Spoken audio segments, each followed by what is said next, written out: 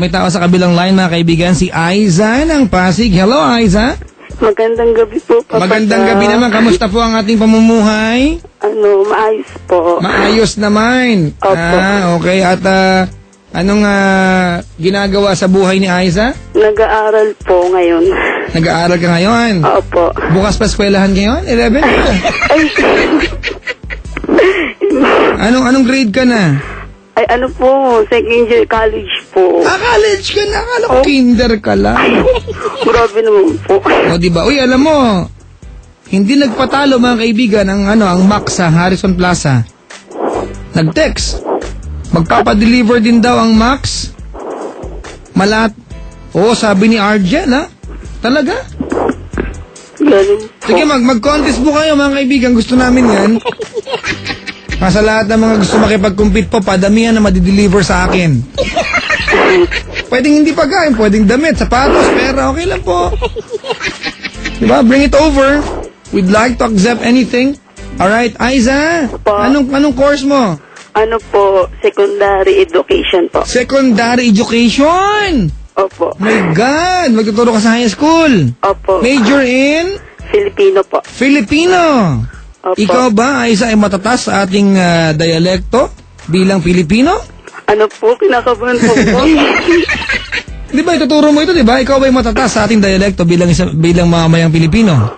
Ako po, opo, syempre po. Nais kong ipabatid sa'yo na ang ginagawa mo ay karangalan, di ba? At isang malaking pagpupunyagi pag yan tapos mo, di ba, dahil sa larangan na iyong pinili.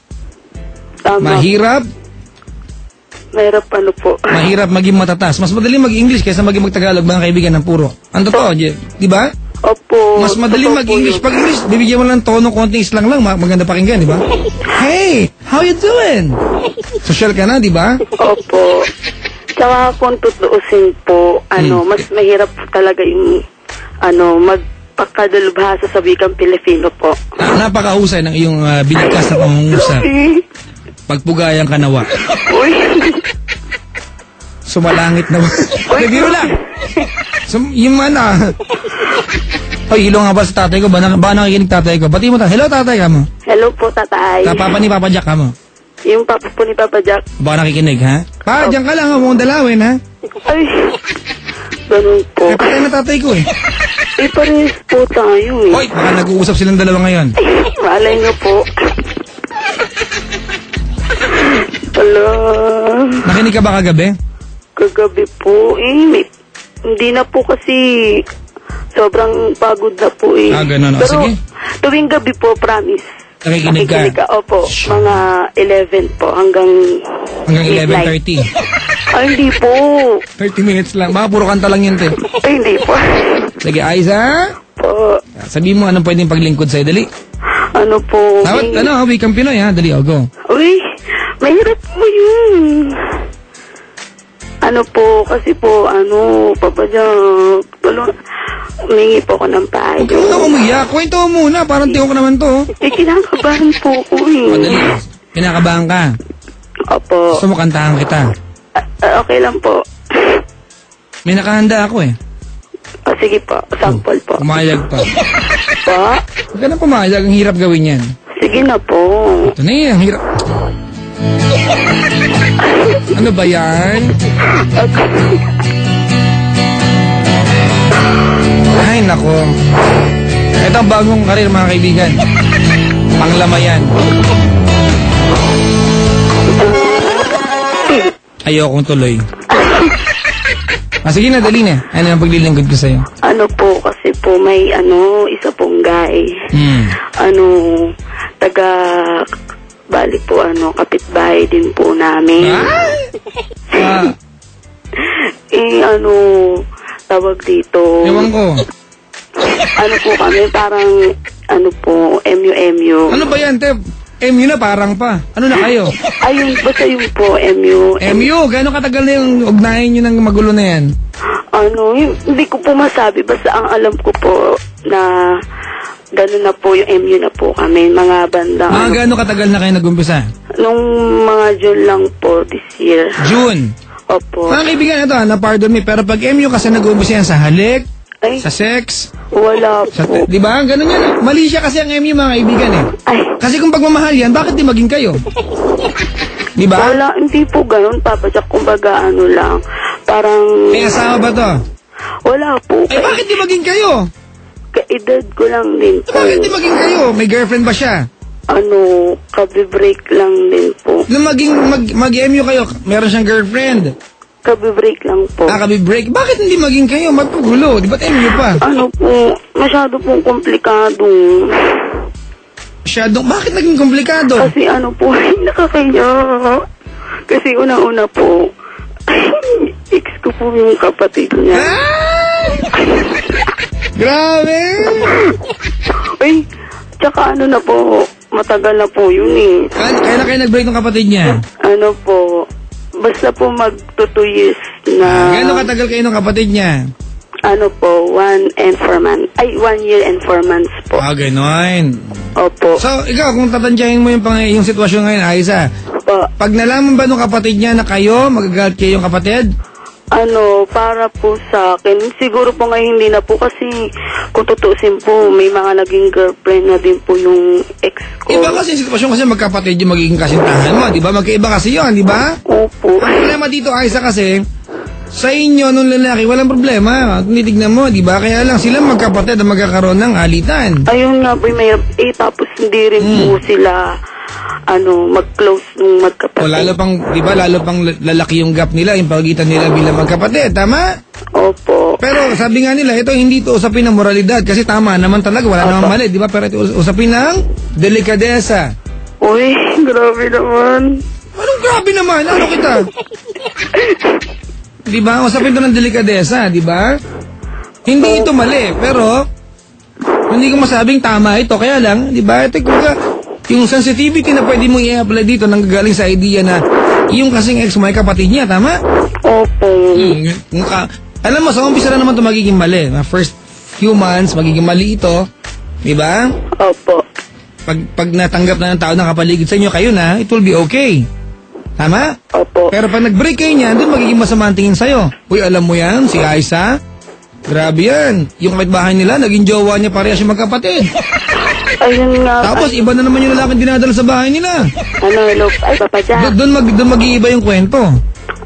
Yun nga din po yung, iniisip din po niya na, yung... May nag-kiss na ba kayo?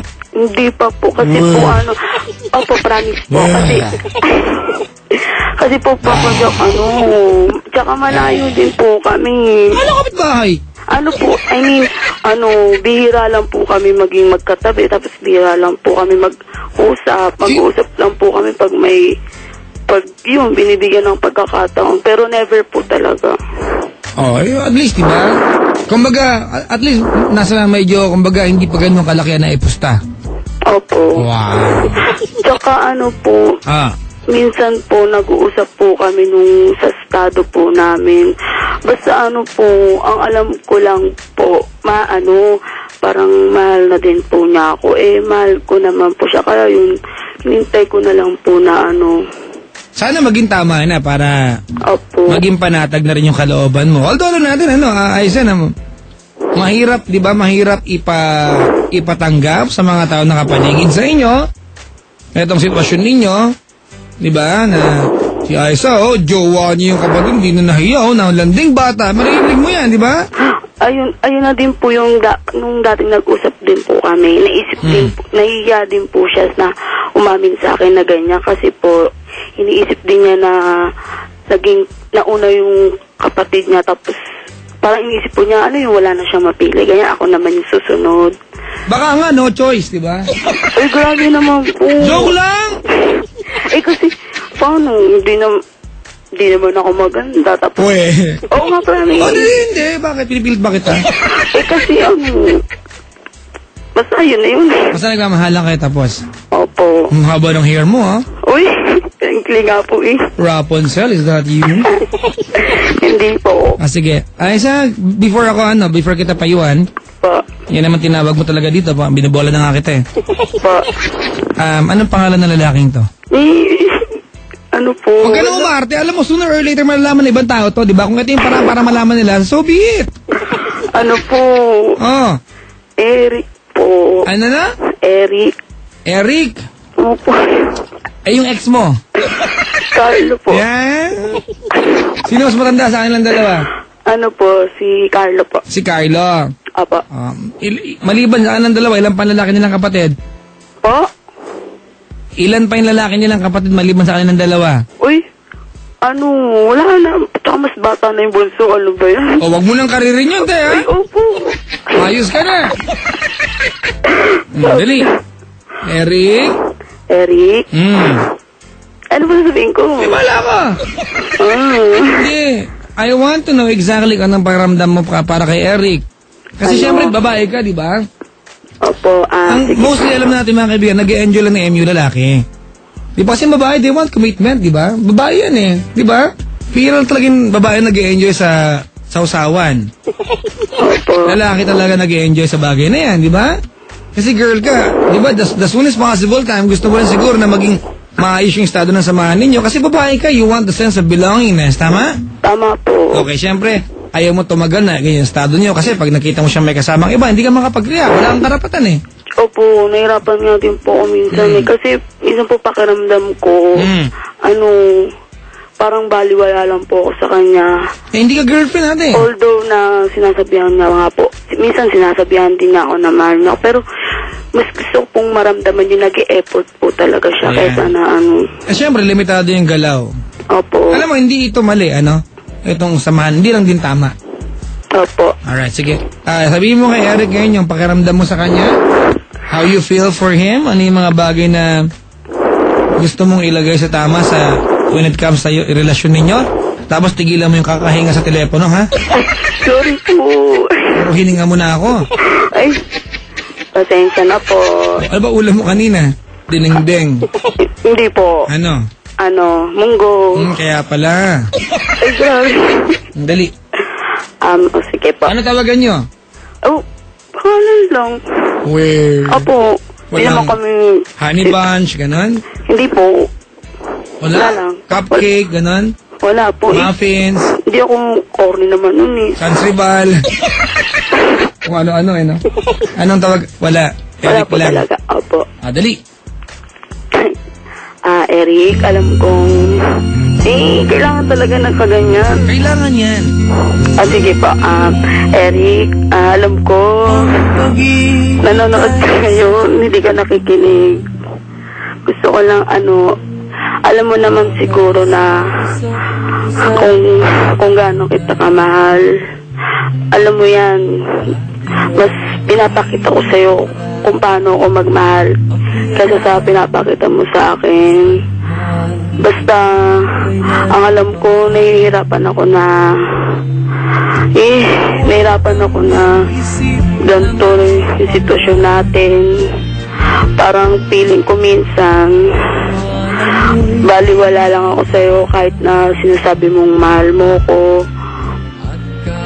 Tapos, grabe, nahihirapan talaga akong... Grabe talaga no? Opo. Tama. Tapos, basta ang alam ko talaga, masaya ako pag nakikita kita.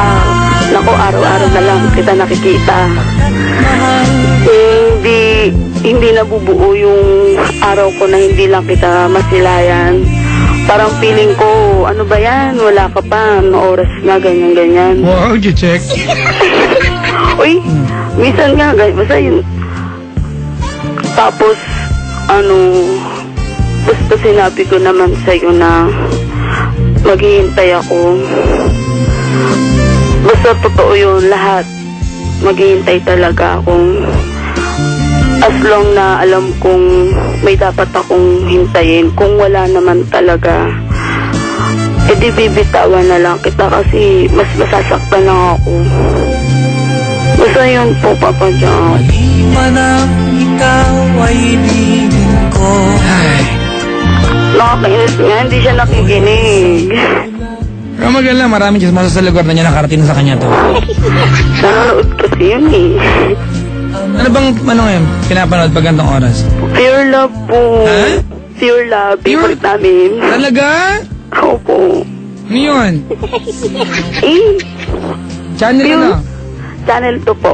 Ah, ganon. Opo. Oh, hello po sa mga taga Pure Love.